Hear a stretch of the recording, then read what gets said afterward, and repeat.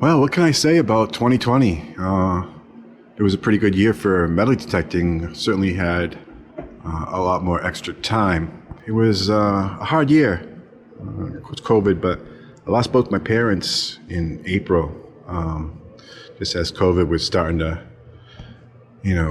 go rampant, and it was non-COVID related, but didn't make it any easier. Lost a lot of work. I mostly do TV commercials, and everybody just stopped advertising. Of course, everything was closed. So, yeah, so made for a difficult year, but pretty good year, like I said, for metal detecting. My wife and I thought we'd do our favorite finds of 2020. These would be favorite finds of relics, buttons, and then probably a tally of treasures of jewelry and coins as well. Oxen shoes. Yeah, it was a good year for pork chops. There's probably a good 30 of them in there. These are our favorite relics for the year. So we found a whole bunch of harmonica reed holders. That's really cool. Yeah, we find a lot of pocket knives. Bells. Love finding crotal bells, especially when they work. All these have the ringers in them. We did find some that were broken. These don't ring. These are two bells my wife and I dug at the same time. That was crazy. I don't think anybody believes this, but it happened. Love this big truck. That is really cool. Found 3 marbles and this lead soldier that was in the water in different parts, and found all 3 parts. Some really cool padlocks. Some old style, but yeah, I think they're really neat. And old skeleton key door plate. Also neat. Got 3 umbrella parasols and 3 thimbles.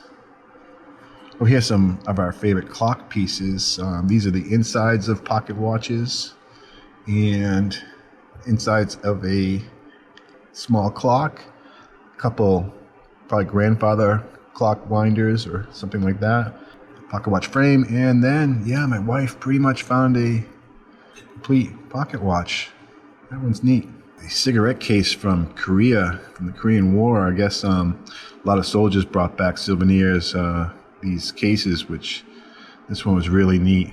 The lipstick case holder with Harriet Bishop's name, who is the inventor of long-lasting lipstick. That's cool. This is a matchstick holder, really decorative, very cool. You just take a match out and strike it along the side.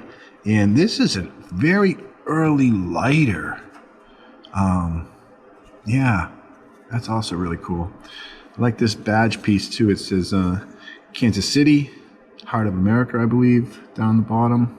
And some of our favorite buckles.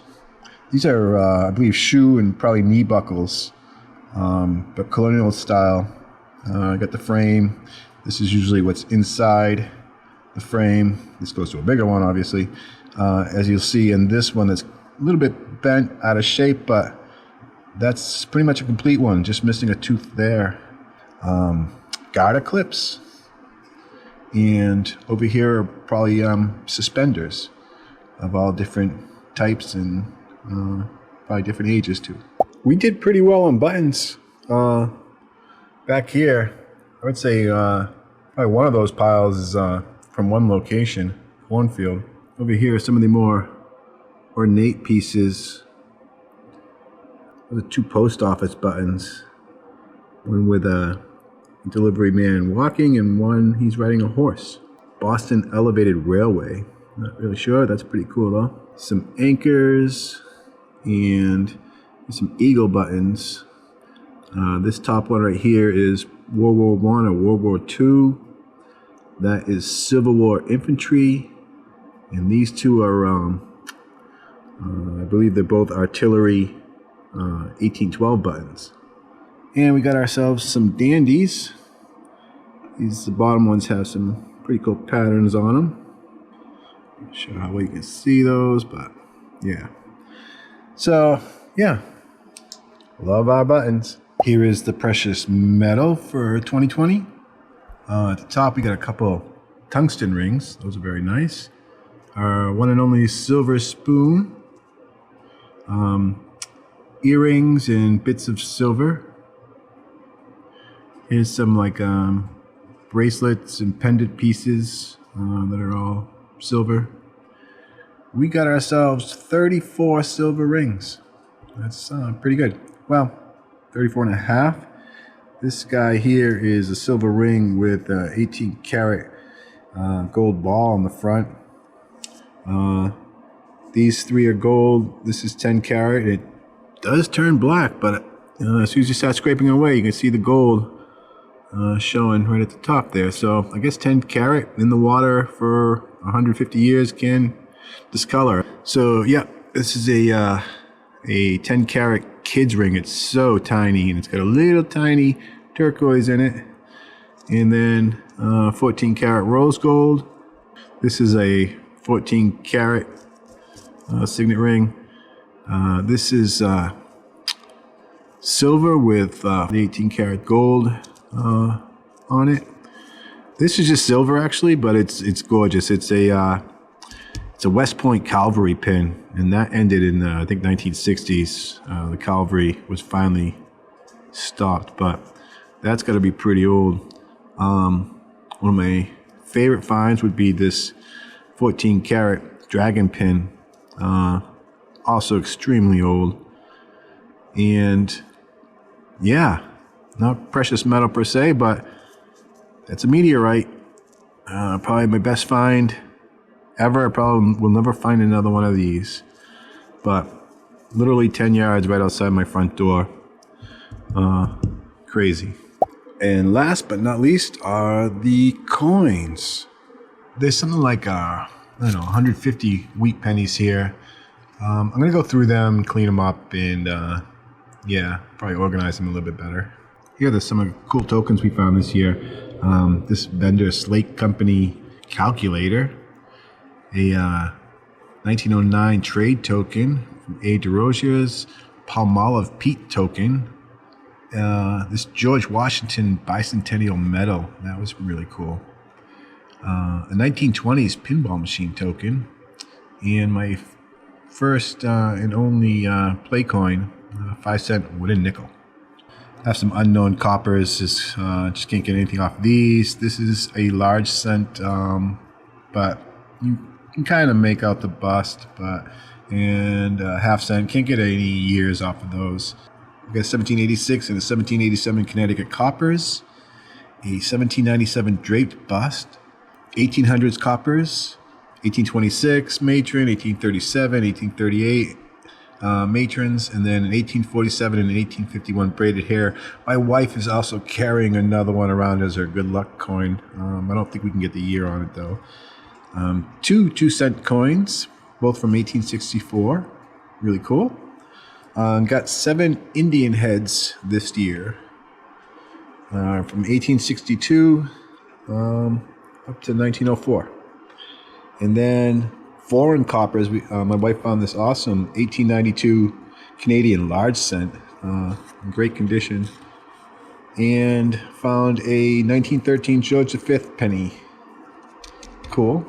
Nickels, we have 5 Liberty Head V nickels, 13 buffaloes, but most of them we can't get a date off of. These 5 we can. And then we found 5 silver war nickels. An 1887 seeded Liberty dime, 1916 bobber, and we got 8 Mercuries from 1927 to 1945.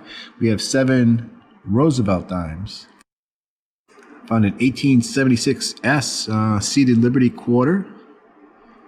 My wife found a 1907 Barber quarter deep in the water, and an unknown date Standing Liberty she also found the same day. And then 3 silver Washingtons, 1942 to 1949. And then my favorites of the bunch, this 1918 S Walking Liberty half dollar was at the bottom of a mole hole. I mean, I literally could look down to the hole and see the shiny coin, so that was cool. This found in a big field, a 1903 Barbara $half bit.